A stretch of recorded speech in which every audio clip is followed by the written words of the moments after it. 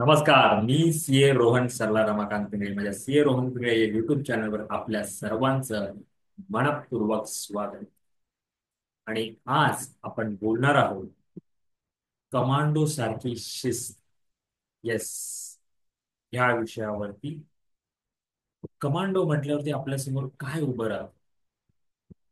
Commando म्हटल्यावरती आपल्या समोर एक शिस्तबद्ध, पूर्णपणे फिजिकली शारीरिकरित्या फिट असलेला माणूस आपल्यासमोर उभा राहतो. आणि त्यातही मानसिक दृष्ट्या सक्षम, कुठल्याही परिस्थितीला तोंड देण्यासाठी प्रत्येक वेळी सक्षम असणारा असं ते व्यक्तित्व आपल्यासमोर उभं राहतं.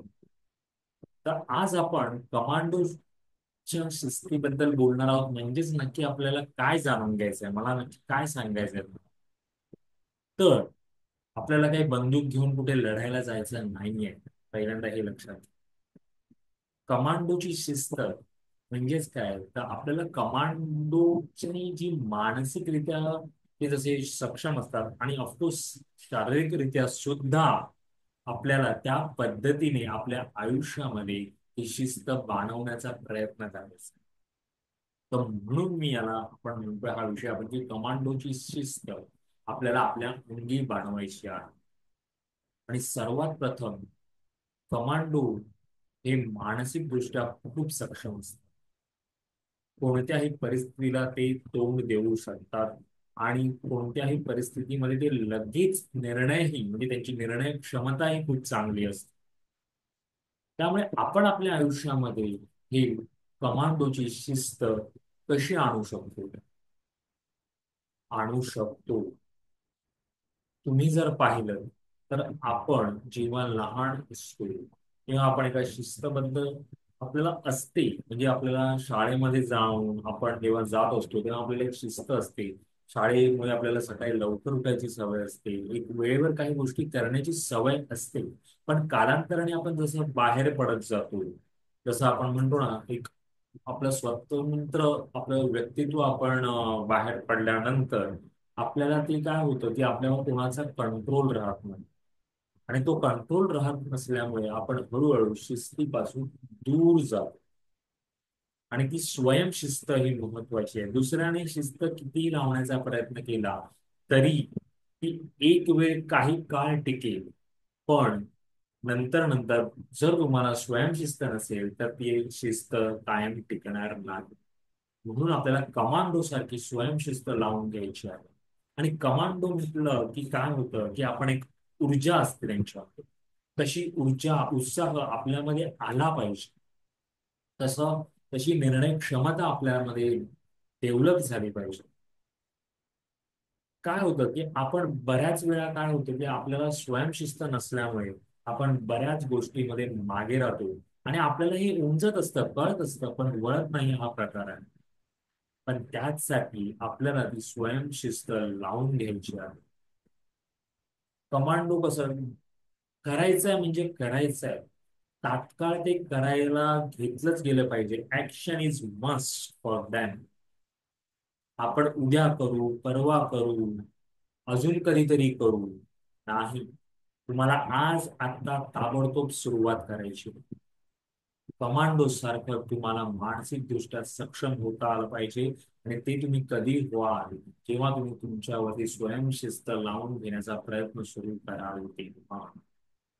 आणि ही स्वयंशिस्त लावण्यासाठी तुम्हालाच प्रयत्न करायचे, तुम्हालाच त्याच्यावरती स्वतःवरती मेहनत घ्यायची.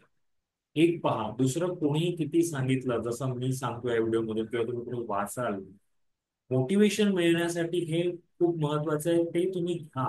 पण नंतर तुम्हाला स्वतःवरतीच तुमचं डिपेंड आहे की तुम्ही स्वतःला कसं वरती आणताय, कसं त्या लेवलला तुम्ही पोहोचताय. आणि ह्या कमांडो सारखं तुम्ही विचार करण्याची तुमची, मी कमांडो कमांडो सारखं का म्हणतो की त्या पद्धतीने आपल्याला विचार करण्याची सवय लागली पाहिजे. आपल्याला हातात बंदूक घेऊन कुठेही लढायला जायचं नाहीये. हे कमांडोची शिस्त म्हणजे आपल्याला स्वतःवरती काम करायचंय, आपल्याला स्वतःच्या मेंदूवरती, आपल्या विचारांवरती काम करायचंय. आपल्याला त्या पद्धतीने पुढे जायचं आहे. प्रत्येक गोष्ट वेळेवर झाली पाहिजे, प्रत्येक गोष्ट त्या त्या ठिकाणी तिथे असली पाहिजे. हे जेव्हा होईल तेव्हा हळूहळू शारीरिक दृष्ट्या सुद्धा तुम्ही फिट व्हाल. तुम्ही म्हणाल, कारण काय होतं, जर आपण पहिले स्वतः मानसिकदृष्ट्या आपल्याला कणखर करू, मजबूत करू, सक्षम करू, तेव्हा त्याचा जो प्रभाव आहे तो आपल्या पूर्ण शरीरावरती म्हणजे शारीरिक दृष्ट्या त्याचा प्रभाव पडणारच हे नक्कीच आहे. म्हणून आपल्याला इथे महत्व द्यायचं आहे आपल्या स्वतःच्या स्वयंशिस्तीचं. मानसिक दृष्ट्या आपण कसे काम करतो आणि आपल्याला एकच महत्व लक्ष ठेवायचं आहे की आपल्याला प्रत्येक गोष्ट आज आता ताबडतोब व्यवस्थित प्लान करून करायचा आहे. तुम्हाला प्रत्येक गोष्टीचा प्लान करता आला पाहिजे. बघा, कमांडो हे कुठल्याही ऑपरेशन्सला जाताना त्यांची एक स्ट्रॅटेजी असते, एक शिस्तबद्ध की बाबा कुठे कसं करायचं हे सगळं त्यांचा आराखडा तयार होतो. एवढंच आहे की तो आराखडा त्यांचा लगेच ज्यावेळी जशी स्थिती आहे, जशी परिस्थिती आहे, त्या परिस्थितीनुसार ते निर्णय घेत असतात आणि त्याप्रमाणे ते पुढे जात असतात.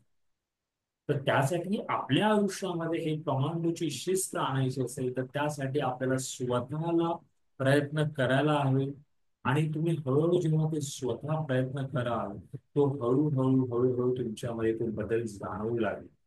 आणि माझ्यामध्ये प्रत्येक माणसाला ही कमांडोची शिस्त स्वतःमध्ये बाणवता आली पाहिजे आणि त्याचा खूप चांगला उपयोग आपलं आयुष्य जगताना प्रत्येक गोष्टीमध्ये होतो आणि होणार. तुम्ही स्वतः ते अनुभवा. तुम्हाला सुरुवात करायची. म्हणून मी आजचा हा विषय घेतला की कमांडोची शिस्त म्हणजे, कमांडोची शिस्त म्हणजे तुम्ही शब्दावर जाऊ नका, तुम्हाला त्याचा फील घ्यायचा की आपल्याला कमांडो सारखी शिस्त आपल्यामध्ये बाणवायची आहे. आपल्याला मानसिकदृष्ट्या सक्षम व्हायचं आहे. एकदा का आपण मानसिकदृष्ट्या सक्षम झालो की आपण हळूहळू आपल्या शारीरिक दृष्ट्याही आपण चांगले कणखर बनवू शकतो. आणि त्यामुळे आपली प्रोडक्टिव्हिटी वाढणार आहे, आपले रिलेशनशिप काही असतील ते चांगले होतील. आपण आपल्यामुळे आपल्या आजूबाजूचं वातावरण तसं उत्साही राहील आणि हळूहळू एक एक गोष्ट त्या होत राहील. म्हणून नक्की विचार करा याच्यावरती, कशी तुम्हाला शिस्तबद्ध जीवन जगता येईल याचा प्रयत्न करा. स्वयंशिस्त लावायची आहे आणि त्याच्यात तुम्ही स्वतःच प्रयत्न करायचा आहे. तुम्हाला स्वतःलाच ते करावं लागेल. तुम्हाला स्वतःला ते प्रेरित करावं लागेल. तुम्ही मोटिवेट ऑफकोर्स व्हिडिओज खूप सारे आहेत याच्यावरती, तुम्ही ऐकून ते होणार. पण काय होतं, आपण बऱ्याचदा एखाद दोन दिवस करतो आणि ते सोडून देतो. पण तुम्ही म्हणून तुम्हाला हे तयार करायचं आहे, तुम्हाला इथे ते बसवायचं आहे की आपल्याला का करायचं आहे, तो पर्पज शोधा. आयुष्य नुसतं जगण्याला काही अर्थ नाहीये.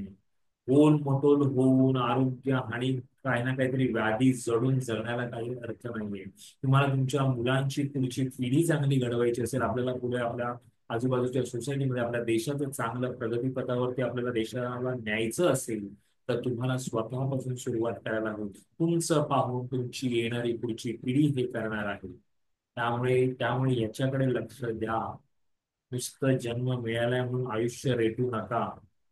मजा मस्ती करा, पण ह्या शिस्तबद्ध पद्धतीनेही जीवन आनंदाने जगता येतं, मजा मस्ती करता येते हे जाणून घ्या. तर चला उठा आणि सुरुवात करा. पुन्हा भेटू एका नवीन विषयासोबत. तोपर्यंत नमस्कार.